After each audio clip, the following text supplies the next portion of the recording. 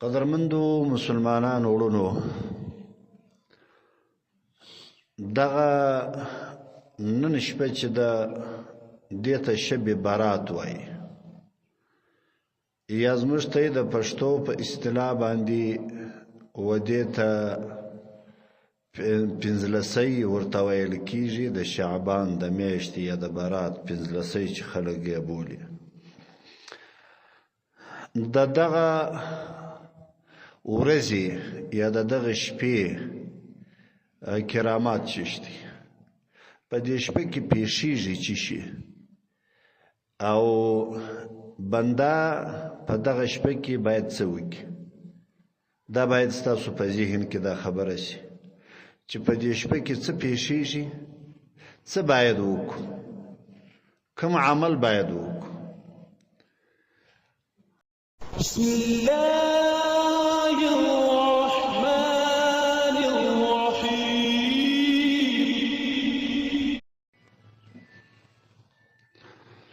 الحمد لله نحمده ونستعينه ونستغفره ونؤمن به ونتوكل عليه ونعوذ بالله من شرور أنفسنا ومن سيئات أعمالنا، من يهده الله فلا مضل له ومن يضلله فلا هادي له، ونشهد أن لا إله إلا الله وحده لا شريك له،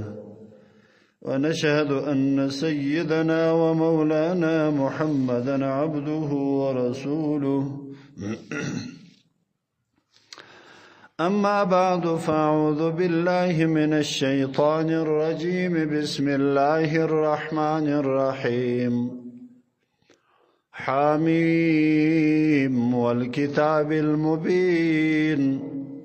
إنا أنزلناه في ليلة مباركة إنا كنا منذرين، فيها يفرق كل أمر حكيم. وعن أبي هريرة رضي الله تعالى عنه عن النبي صلى الله عليه وسلم قال: جاءني جبرائيل ليلة النصف من شعبان وقال: يا محمد صلى الله عليه وسلم ارفع رأسك إلى السماء. فقلت: ما هذه الليلة؟ قال: هذه ليلة يفتح الله فيها 300 باب من أبواب الرحمة، يغفر الله لجميع من لا يشرك به شيئا إلا أن يكون ساحرا أو كاهنا أو مصرا على الزنا أو مدمن خمر. صدق الله مولانا العظيم وصدق رسوله النبي الكريم، ونحن على ذلك لمن الشاهدين والشاكرين، والحمد لله رب العالمين. فشوق باندې واره درود شریف وایس فزوره. اللهم صل على محمد وعلى آل محمد كما صليت على إبراهيم وعلى آل إبراهيم إنك حميد مجيد. اللهم بارك على محمد وعلى آل محمد كما باركت على إبراهيم وعلى آل إبراهيم إنك حميد مجيد. قدرمندو مسلمانانو وړونو، دغه نن شپه چې د دې ته شب برات وایي، یا زموږ ته د پښتو په اصطلاح باندې و دې ته پنځلسی ورته ویل کېږي، د شعبان د میاشتې یا د برات پنځلسی چې خلک یې بولي. د دغه ورځې یا د دغه شپې کرامات چشتي په دې شپه کې پیښیږي چې شي، او بنده په دغه شپه کې باید څه وکړي. دا باید ستاسو په ذهن کې دا خبره شي چې په دې شپه کې څه پیښیږي، څه باید وکړو، کوم عمل باید وکړو. الله جل جلاله قرآن کریم کې فرمایي چې دغه شپه د برات دی کې ما قرآن کریم نازل کړی دی. انا انزلناه فی لیلة مبارکة انا كنا منذرین. دغه شپه چې دا د شب برات ته چې دا نن شپه ده، مثلا نن 14 ده شعبان و سبا 15 ده، دغه شپه چې نن 15 ورته ویل کېږي، شپه و شروع سوله، د ماښام لمر چې ولویږي نو بس بیا نو شپه شروع کېږي، در سبا ماښامه پورې بیا دا د 15 شپه ورځ ده.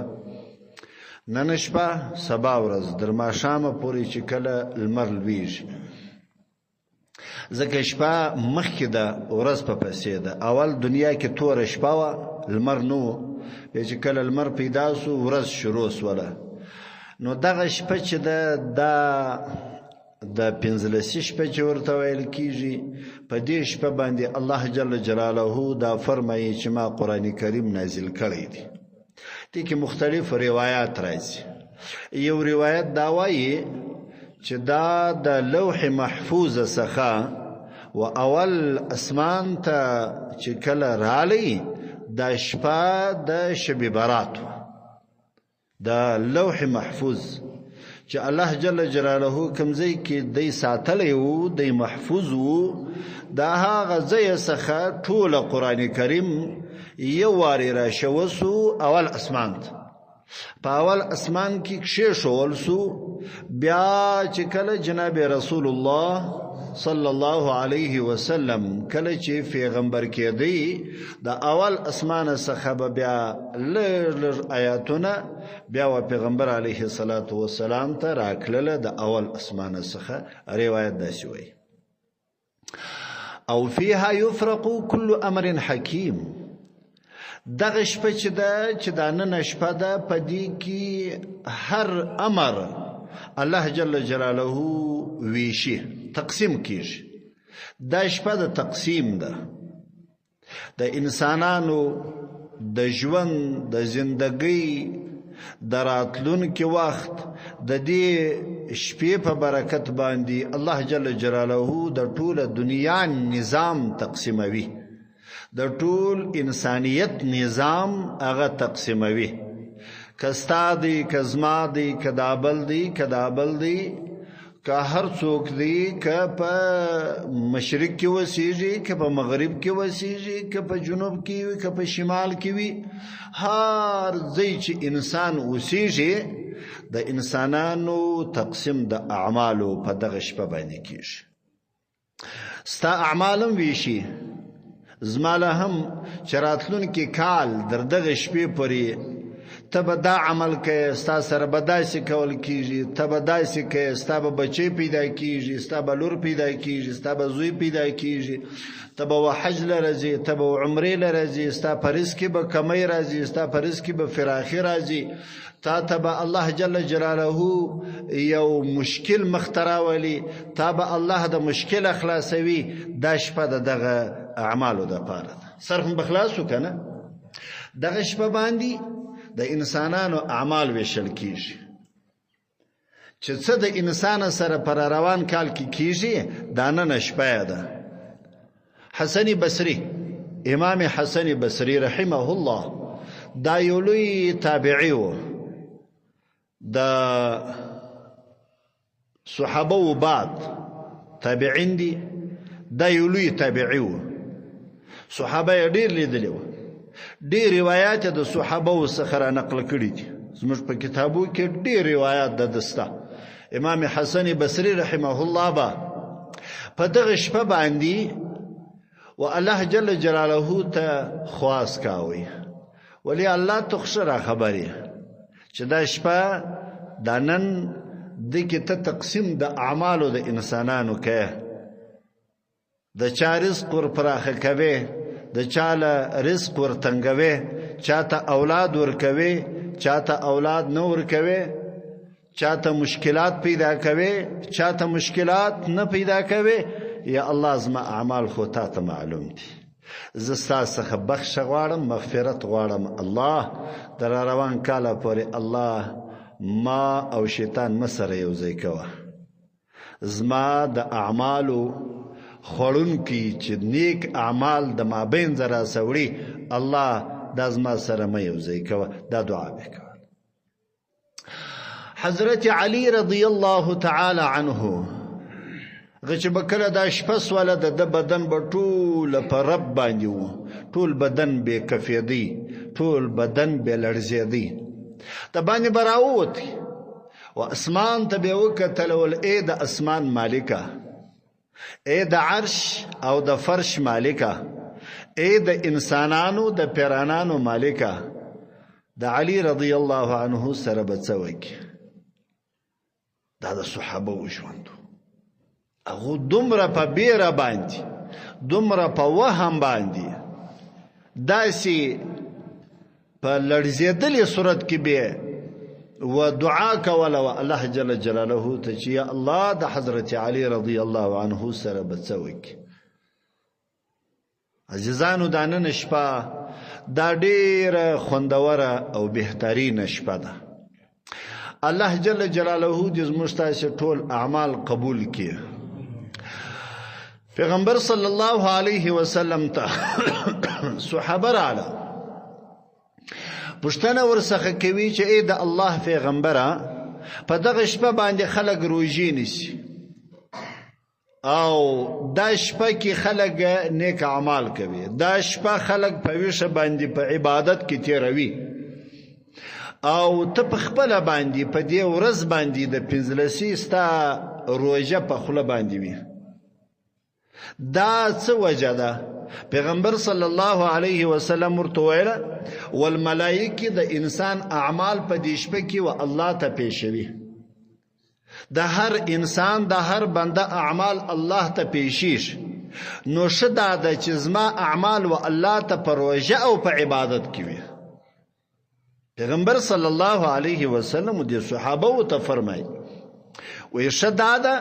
چې زما اعمال چې کله و الله ته پیښیږي او زما په اعمالو کې عبادت لیکلې وي چې دا سړی پر عبادت باندې ولاړو پر منځ باندې او د دې سړی روژه په خوله باندې و الله جل جلاله ته دا اعمال پیښیږي ما ته دا خوند راکوي نو انسانان باید په دې باندې پوسی چې دا نن ورځ یا نن شپه سبا ورځ نن شپه ډیره قیمتي ده عزیزانو پیغمبر صلی الله علیه وسلم یو روایت د حضرت ابي هريره رضی الله تعالی عنه دی اگر روایت کوي د پیغمبر صلی الله علیه وسلم څخه وایي وجاءني جبرائیل علیه السلام لیلة النصف من شعبان په دغه شپه باندې چې دا د 15 شپه د لکدانن جبرائیل علیه السلام د اسمانو څخه تشریف راوړي او پیغمبر صلی الله علیه وسلم او بیا ورته ویل وقال یا محمد صلی الله علیه وسلم اذا الله پیغمبره ارفع رأسك الى السماء سر دې پورته کړه د اسمان و طرف ته وګوره د اسمانو و طرف ته چې څه پیښه ده وای ما ورته ویل فقلت ما هذه الليله پیغمبر صلی الله علیه وسلم فرمایي چې ما و جبرائیل علیه السلام ته ویل چې دا نن کوم شپه ده وای جبرائیل علیه السلام راته ویل قال هذه الليله دا یو داسې شپه ده يفتح الله فيها 300 باب من ابواب الرحمه دا داسې شپه ده چې 300 د رحمت دروازې الله په دې شپه کې خلاصوي د انسانانو لپاره په شوق باندې سبحان الله 300 دروازې د رحمت دا بخلاصيږي د دې انسانانو د خپل بندگانو لپاره او يغفر الله جل جلاله بخښ کوي وطول انسانیت ته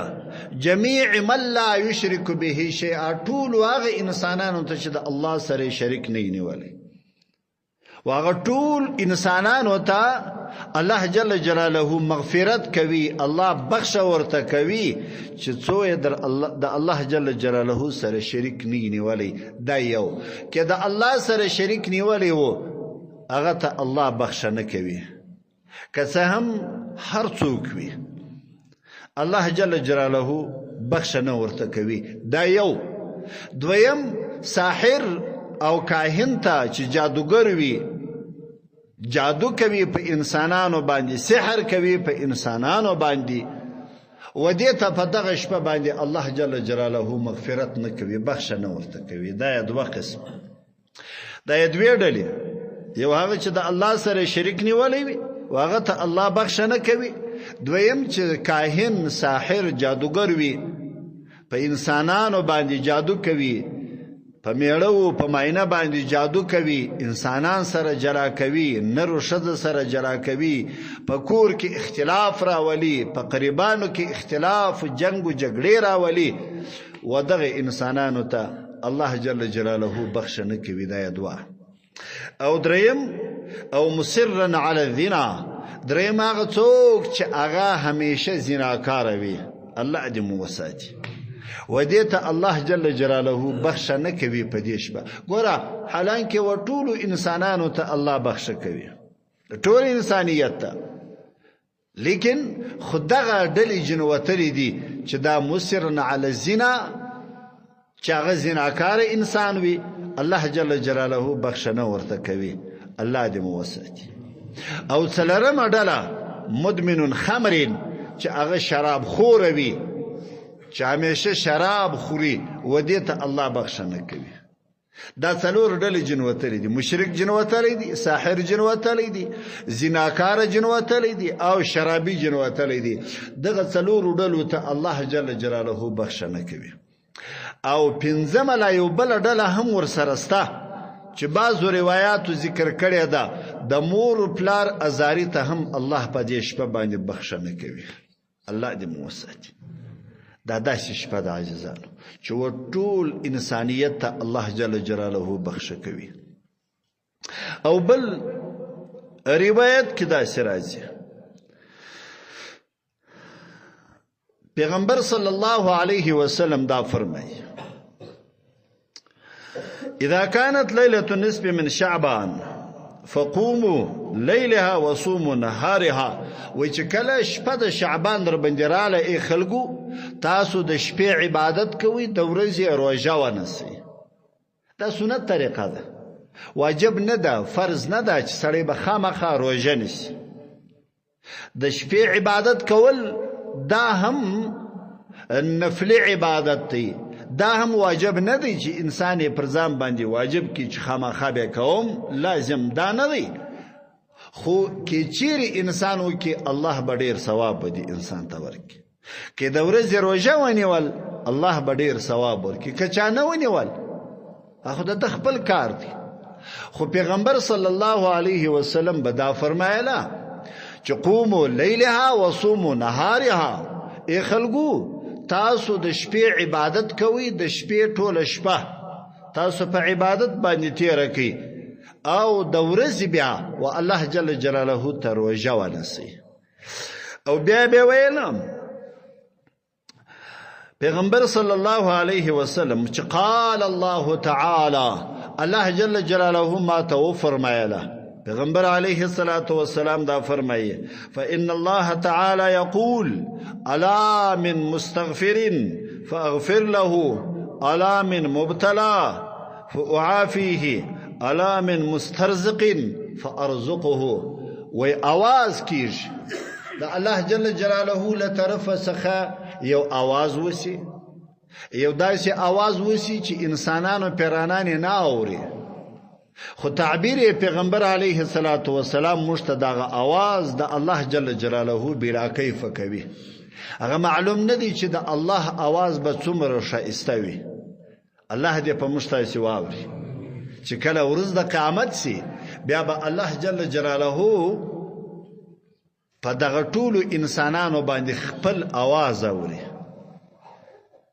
جنتو کې چې کوم مسلمانان جنتو لره لاړ شي بیا به الله جل جلاله په هغه ځای کې خپل اواز په اوري د قرآن تلاوت به کوي. الله دې را نصیب کړي. نو جناب رسول الله صلی الله علیه وسلم به دا فرمایله و د صحابه ته چې الله جل جلاله دا وایي اواز کوي الا من مستغفر فاغفر له. ای خلقو پتاسو کی یو گناهکار نسته چې زما څخه د ګناه بخښنه وغواړي او زه بخښه ورته وکم. چې د الله جل جلاله څخه بخښنه د ګناه وغواړي الله جل جلاله وایي چې زه بخښه ورته وکم. داسې څوک شته که نسته؟ که دا شپه کې یو څوک راپورته سو او دا یې وویل چې یا الله زه ګناهکاره یم ستا څخه بخښه د ګناه وغواړم الله ته مې معاف کړې. الله جل جلاله وایي چې ای بنده ما خو وختي لا تا ته معافي کولی چې تا وختي زما سره رابطه کړې وای. دا یو. او دویم بیا څه وایي الا من مبتلا فاعافیه. ایا یو مریض تا یو ناجوړه یو بیمار ستا چې په دې شپه کې زما څخه د خپلې ناجوړۍ درخواست و ما ته پیش کړي چې یا الله داسې ناجوړي راته پیښه ده یا الله ته دغه ناجوړي ستا په فضل و کرم باندې زما څخه ایسته که الله وایي زه بیجن ایسته کړم. دا یې دعا. و دې ډلو ته الله جل جلاله دغه انعامات ورکوي په دغه شپه باندې چې کله یې جن وغواړي د ګناهو بخښ الله کوي، د مریضۍ شفا الله کوي. مریضي څوک راولي؟ استکوي یې څوک؟ الله یې استکوي. راتلونکي هم الله دی چې راولي هم الله دی چې استکوي هم الله دی. دا ډاکټر و طبیب و دم و تعویض و دا صرف یو واسطه ظاهري ده لیکن دا جوړوالی نه راولي. جوړېدو والا څوک دی؟ الله دی. او دریم بیا الله جل جلاله आवाज کوي الا من مسترزق فارزقه. ای مسکین در بخشستا که گرد خماړه است که گرد خانان است وای مسکین ستا که نستا غواړي از ما د دربار از ما د خزانو سه غواړي که نه غواړي که چیرې یو څوک د الله څخه په دې شپه باندې وغواړي فارزقه الله جل جلاله وای ز رزق ورکوم دې انسان ته. که مسکین وي پوروړی وي قرضدار وي دربدر وي د الله څخه دی وغواړي د بنده څخه دی نه غواړي. د لاس غزول بنده ته شریک الله ته د الله څخه غوښتنه باید د الله څخه موږ دا غره کم نو چې هر څوک مشکلات ولري الله جل جلاله یې په دې شپه باندې ورپوره کوي. چې هر مشکل در سره وي دا یو شی غواړي. که ته وایې چې موږ دعاوې کوو دعاوې ډېرې وکړو لیکن خو الله یې نه قبلوي. وجه یې څه شته؟ دې کې څو وجې دي. یوه خبره دې کې ګوره تاسو ټینګه زده کړئ او په ذهن کې وساتئ عزیزانو. کله چې دعا نه قبلېږي د دعا د نه قبلېدلو اسباب یو دا وي چې انسان د دعا ترتیب نه وي زده. هغه دعا چې کله دی غواړي د الله څخه هغه ترتیب ځکه ترتیب دا دی چې د زړه تعلق دی د الله سره برابر شي، یقین دی د الله سره برابر شي. بیا ته وګوره چې څنګه الله نه قبلوي. او کچیر صرف د ژبې پر سر باندې دعا غوښتل وي زړه کې تصور نه وي بیا دغه ګیله نه کوي چې زما دعا ولې نه سو قبول. کله چې دلته د زړه یقین د الله سره برابر شي ثانیه ټیم لا نه غواړي چې بیا به الله ټول دعاوې درته قبلوي. دا یو وجه هم دا ده چې نه قبلېږي ځکه خو دلته تعلق د انسان د الله سره برابر نه وي. کله چې تعلق برابر شي بیا به انسان ډېر په دې خپلو دعاو باندې خوشحاله وي. دا یو. دویمه وجه دا ده پیغمبر صلی الله علیه وسلم دا فرمایي چې کله انسان د حرامو ګوله خوړلې وي په نس کې حرام اغوستي حرام ناسته پر حرامه باندې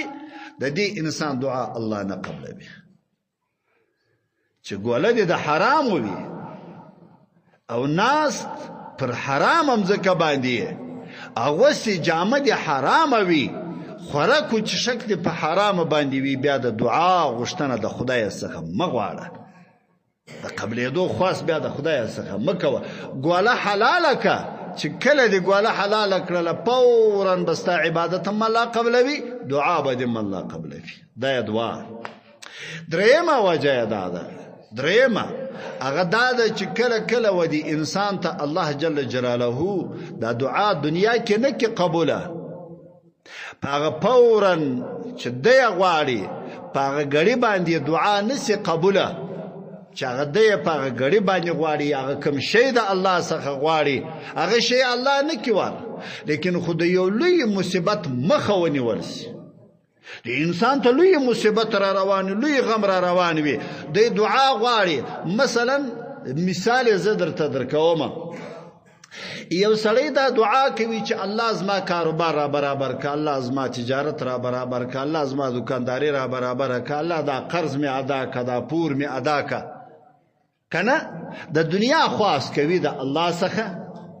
د دا خواستی وزاری کوي و الله جل جلاله ته الله یې نه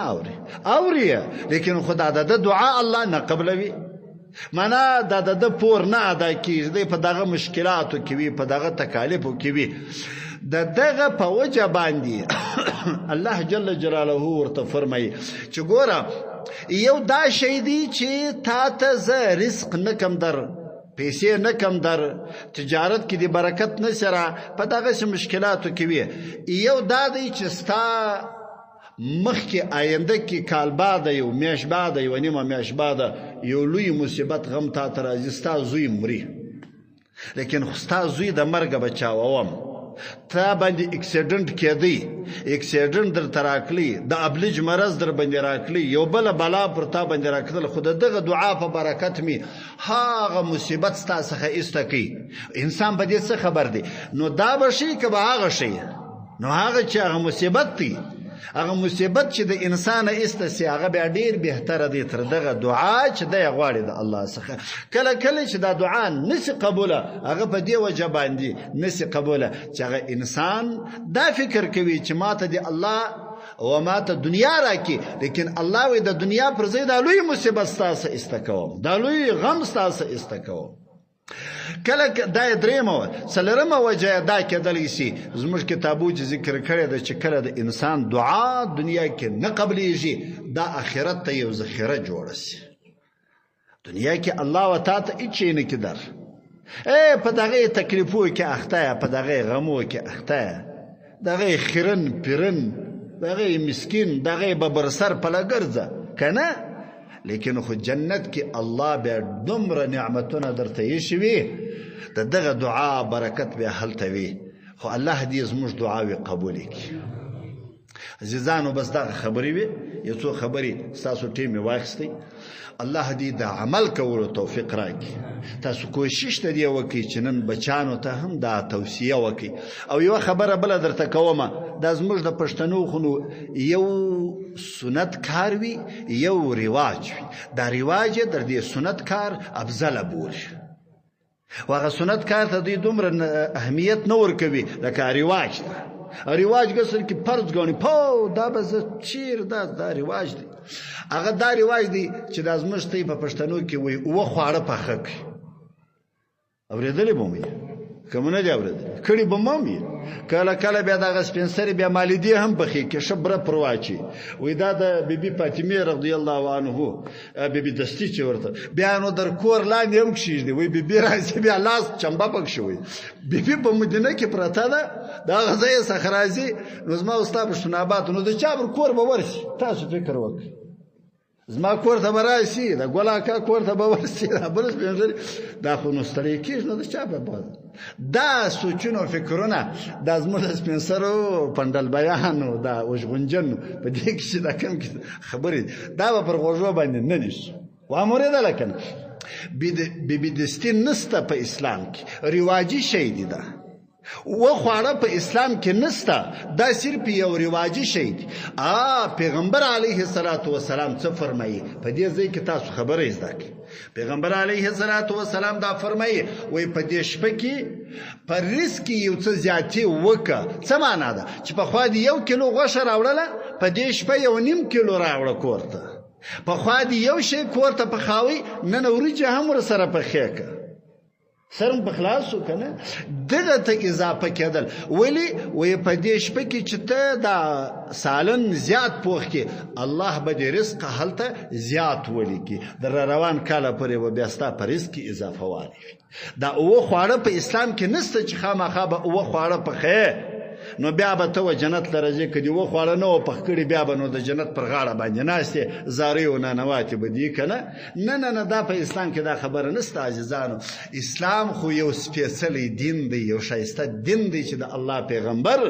جناب رسول الله صلی الله علیه وسلم موږ ته راستولی دی. ډېر ښایسته دین دی، خو دا زموږ د پښتنو رواجو دا دین راڅه خراب کړی دی. نو کوشش د دې وکړي، طریقه دا ده چې نن شپه عبادت تاسو وکړئ. عبادت داسې دی که مو چیرې په وسه باندې پوره وه، د تهجد پر وخت باندې که راپورته سولاست، نو مې نامیان بولم. نو بیا ته یې چی یاست؟ بیا نو نامیان یاست. یقیني دا د تهجد دی وخت دی چې الله په هر وختو کې د انسان دعا قبله، یوازې د 15 شپه نه ده چې زما استاد 15 په شپه باندې به دا فکر وي چې یاره زه به نن راپورته سمه. تهجد یو خصوصي ټیم دی. دا د الله سره ډایرک، د الله سره بغیر واسطې خبرې دي. داسې وخت دی چې الله یې هېڅ وخت هم نه ورکوي ستا و دعا او ستا و عبادت. فوراً په دې وختو کې الله یې قبلوي. که د تهجد پر وختو کې مخصوصا چې لمونځونه وکړله، ډوډۍ ژر وخوري یا ډوډۍ ګسه کې وسله وخوري. ورله د سپین ږیري خو پخوا به داسې وایي چې عجیبه ښه طریقه به وه چې د ماښام لمونځ به وسو، بیا به د دوی شوروا تیاره وه، ولهله بس ما کاسه راوړې، په نورو کار نه لرم، ډوډۍ به وخوړل، مخصوصا جومات چې به وکړي بیا بدو، او سهار به بیا پر تهجد باندې راپورته و. که چیرې تاسو وختي ډوډۍ وخورئ او بیا پر تهجد باندې تاسو راپورته سئ، 4 بجې ټیم باندې ګوره، 4 بجې ټیم یا 4:30 بجې داسې ټیم باندې راپورته سئ، ښه اودس تازه کړئ او بیا نو ښه نفلات وکړئ، ښه عبادت وکړئ، بیا نو لاس پورته کوه الله ته. بیا به زه تاسې وګورم چې ستاسې دعا څنګه الله نه قبلوي. که مو روژه نیوئ سوله، خو فبها ونعمه، ډېره ښه خبره ده. سهار روژه کې پسې پیشلمۍ هم پسې وکړي. که مو نه سو نیولی، خو دا عبادت تاسو وکړي. که یو څوک داسې وي چې هغه وایي چې زه نسم راپورته کېدلی، زه مریض یم، بیمار یم، مشکل را سره دی، یا دا دی یا ها دی، خو صرف چې بدیږي دي او دست تازه کړي او 2 رکعاته یې په وسه باندې پروه، 4 یې په وسه باندې پروه، نو دا لمونځ دې وکړي، نفل دی وکي. سهار جمعات ته دی راپورته شي، داسې نو مه کوئ چې باره شپه په عبادت تېره کړي او سهار جمعات در څخه پاتې. بیا خو نو تی بزرګان سي زموږ، بیا خو نو دا زموږ کلي والا دی بزرګان جون جوړ شي چې 2 رکعات یې نفل وکړه. شیخ ادریس مولوي صاحب یو ګپه کوله، ول زه یو ځای را روان وم، ول سپین ږیری راغی مخ ته، ګپه خو نو بکشي کېده، مره دا خو نو راځي بکشي، ول سپین ږیری راغی، ول مولانا صاحب مخستان راپورته سولم، 2 رکعات تهجد مې وکړله، دومره مزه یې کړې ده، مال ډېر ښه دې کړي دي. شیخ ادریس صاحب نو ډېره ګپه کوي. ولا څو عمر تېر سو، بیا راته ویل، ول هغه شپه زه تهجد ته راپورته سوی یم، مولانا صاحب دا تهجد پر څه ټیم باندې کېږي؟ ما ورته ویلی چې تهجد پر دغه وخت باندې کېږي. اوس داسې هم نه کوي چې وایي باره یې راپورته سم، هغه شپه یې وایي، هغه 2 رکعاته چې کړي دي بس نو دی بزرګ سو. 2-3 په هفته تېره سوله، بیا و مخ ته راته ولاړ دی، بیا راته وایي مولانا صاحب هغه شپه کې چې زه تهجد ته راپورته سوی وم، اوس دا ځای نه را په یادېږي ماته، دا اوس کوم صورت پکې ویل کېږي؟ ما ورته ویل دا جوړې روی مې درته نیولې دي، که به بل رسته راپورته کېږي و تهجد مه راپورته کېږه، د خم تهجد چې څه 2 رکعاته دې کړي دي، د اسمان ته رابدي، هره ورځ به مخ ته راته ولاړ، ول مولانا صاحب تا ته خشم درلې، ما خشم به نه ولې نه راته راځي، دوه رکعاته لمونځ دې کړی دی کور دې هم خراب نه کړي هره ورځ به مخ ته راته ولاړې په تهجد کې څه شویه کېږي تهجد پر څه ټایم باندې کېږي تهجد دپاره څه وخت راپورته سم نو زموږ خلک هم بیا داسې بزرګان سي د سهار جمعه ته خوارانو څخه پاتې همیشه زه دا وایم او زما مقتدیان ډېر بزرګان دي بعضې کسان چې د هغه په مکه شریفه کې لمونځ کوي بعضې په مدینه شریفه کې لمونځ کوي هغه چې په وخت یې څه نه ده پر هغه به ما پسې ولاړ نور بزرګان خو وختي لا اکثر مکې شریفې ته ځان رسولی د شپې نو داسې مه کوئ چې تاسو څخه بیا جماعت فاته وي جماعت در هر څه قسم په الله افضله دی در هر لمانځه در تهجد در نفلو در هر څه نفلو یو فرض لمونځ در سنتو در هر څه سنتو یو فرض لمونځ چې دی هغه افضله دی سر خو به خلاص وکړه نو د جماعت دومره لوی ثواب دی او د فرض دومره لوی ثواب زموږ څخه فرض پاتې په نفلو کې زغلو یا په سنت کې زغلو الله دې د نیکو اعمالو توفیق راکړي نو ان شاء الله سر خو په خلاصوي واخر دعوانا ان الحمد لله رب العالمين والصلاة والسلام على خير خلقه محمد وآله وصحبه أجمعين اللهم ربنا تقبل منا إنك أنت السميع العليم وتب علينا إنك أنت التواب الرحيم إله العالمين وتوبئ مقبولك الله مغفرت رتوك الله جل جلاله دير مبارك شپدا دير د مغفرت شپدا یا الله دير گناهکار یو الله ستا او دربار ته ملاسونه نیولې دي الله ته مغفرت راتوي او ټول مسلمانانو ته مغفرت وکي د چا په زړه کې چې به کومه دعا وي الله ورسره قبول کړي چې په زړه کې څه ارمان وي څه حاجت وي الله ټول ورته فرکي الله جل جلاله کوم عبادت چې مو کړی وي الله ته رسره قبول کړي دا نن شپه کې الله تقسیم د اعمالو کول کیږي الله په بدو اعمالو مملک الله نیک عمل مولک الله جل جلاله گناهکار مولک الله بے گناه مولک الله ستا دربار خډیر لوی دي ستا رحم او کرم او احسان خډیر زیات الله جل جلاله سیغوار ستا د رحم دروازې را باندې خلاص کی یا الله ستا احسان را باندې وکي ستا خصوصي احسان را باندې وکي یا الله مغفرت را ته وکي یا الله بخښ را ته وکي کمه ګناه چې به مکړي وي الله د هغه ګناه او مغفرت را ته وکي یا الله کم بد اعمال چې برا سخت صادر سوي وي الله کبه موږ علم پر لرو کبه نه پر لرو الله اتیره توبخش الله په کوم ګناه چې موږ خبر یو الله هغه مر توبخشي کبه نه په خبر الله هغه مر توبخشي الله علم استأثر دی د هر څه علم عالم ته علم بالذات ته الله جل جلاله کمی ګناه چې به موږ کړی د کوم ګناه په وجه چې به موږ دعا نه قبلېږي الله اول د هغه ګناه او مغفرت راته وکي بیا مو دعا قبول کړي یا الله جل جلاله د چا په کورو کې چې به مشکلات وي الله ټول مشکلات ورته حل کړي الله جل جلاله څوک په کور کې بیماران لري مریضان بلري ځوانان بس پنځري زنان هر څوک چې وي الله ته شفای کامله عاجله ورکړي یا الله څوک به قرضدار وي الله جل جلاله قرضداري ور ادا کړي یا الله پرخه حلال رزق ټول مسلمانانو ته ورکړي یا الله په نورو مشکلاتو کې د قریبانو په مشکلاتو کې د دوستانو په مشکلاتو کې به یو څوک په سا وخت به الله جل جلاله مشکل کشا ذاته الله ټول ورته حل او فصل کې یا الله جل جلاله زموږ د اسلام سره مینه پیدا کړي د قران سره مینه پیدا کړي یا الله پر موږ باندې رحم وکړي موږ پر بچانو باندې رحم وکړي موږ پر اهل بیت باندې رحم وکړي یا الله پر ټول عالم اسلام باندې رحم وکړي په هر ځای کې چې مسلمانان وي الله جل جلاله ته کامیاب وساتي الله چې په کوم ځای کې به مجاهدین به وي جهاد به کوي ستاسو رضا لپاره الله ته کامیاب کړي کوم ځای کې چې به کفار پر اسلام مسلمانانو باندې ظلم کوي الله ته تباہ او برباد کړي یا الله جل جلاله کوم اسلامي ملکونه په هر ځای کې چې وي الله جل جلاله ته محفوظ وساتي علما محفوظ وساتي طالبان محفوظ وساتي مساجد او مدرسې محفوظ وساتي یا الله مکه او مدینه شریف مو الله جل جلاله محفوظ وساتي یا الله د دجال د فتنې څخه مو وساتي د دنیا د هرې فتنې څخه مو وساتي یا الله د اولاد د فتنې څخه مو وساتي یا الله د دنیا د فتنې څخه مو وساتي یا الله د قریبانو د فتنې څخه مو وساتي یا الله د شیطان د فتنې څخه مو وساتي یا الله د ټول فتنو څخه نجات او مشترک یا الله جل جلاله زموږ دعاوي قبول کړي چې موږ ته دعاوي کړې وي الله هغه قبول کړي زموږ دعاوي چې د د چا په باره کې مشکل وي الله ته قبول کړي یا الله کوم مړي چې په دې کلی علاقو کې بسوي وي زموږ قربان دوستان مخکې پیشنه چې تیر سوي دي الله ټول ته مغفرت وکړي یا الله چې په دې ادرو کې پراته دي په هر اجر کې چې وي در مشرق در مغرب در جنوب در شمال چې د مسلمانان مړ وي پر کلمه الله ته مغفرت ورته وکړي یا الله جل جلاله قبرونه یا د جنت د روزو څخه روزي ورته وګرځي یا الله جل جلاله د جنت د باغو څخه باغونه ورته وګرځي